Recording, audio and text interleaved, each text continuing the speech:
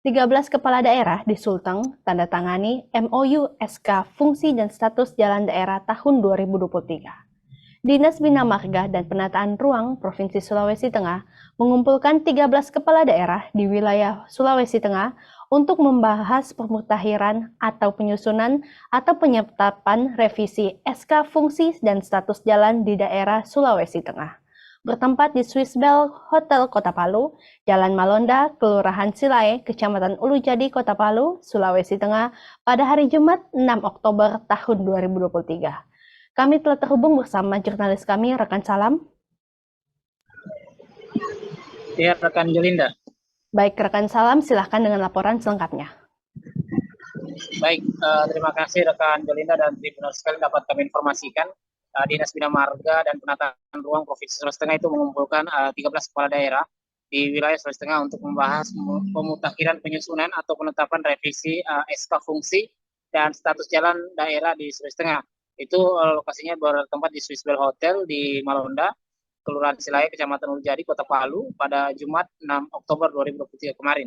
Hadir antara lain itu Gubernur Sulawesi Tengah Rusdi Mastura, Bupati dan Wali Kota Sulawesi Tengah, Kepala Dinas Pekerjaan Umum dan Penataan Ruang Sulteng, Bapeda dan Dinas Perhubungan Kabupaten Kota di Sulawesi Tengah.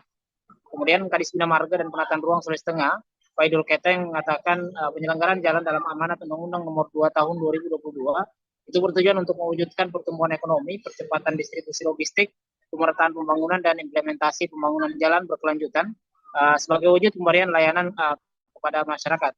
Kata Faidul, peraturan pemerintah nomor 34 tahun 2006 tentang jalan dijelaskan bahwa penyelenggaraan jalan yang konsepsional dan menyeluruh perlu melihat jalan sebagai suatu kesatuan sistem jaringan jalan yang mengikat dan menghubungkan pusat-pusat kegiatan.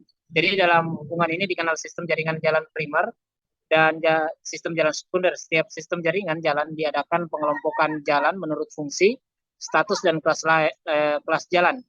Kemudian pengelompokan jalan berdasarkan status memberikan kewenangan kepada pemerintah daerah untuk menyelenggarakan jalan di wilayahnya sesuai dengan prinsip-prinsip otonomi daerah. Berkaitan dengan itu, surat keputusan Gubernur Sulawesi Tengah tentang fungsi jalan di Sulawesi Tengah telah berumur 5 tahun, sehingga memang sudah saatnya untuk dievaluasi kembali, terlebih dengan telah diterbitkannya surat keputusan Menteri PUPR tentang penetapan ruas jalan dalam jaringan jalan primer menurut fungsinya sebagai jalan arteri primer dan jalan kolektor primer -1.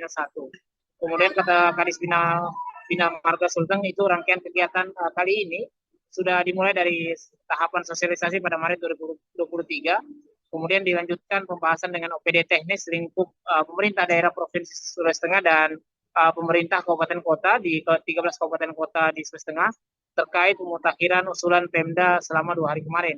Kemudian kemarin pada hari Jumat 6 Oktober 2023 itu merupakan finalisasi konsep serta penandatanganan MOU antara pemerintah Provinsi Sulawesi Tengah dan pemerintah kabupaten kota yang akan menjadi rancangan akhir surat keputusan Gubernur Sulawesi Tengah tentang fungsi dan status jalan daerah tahun 2023.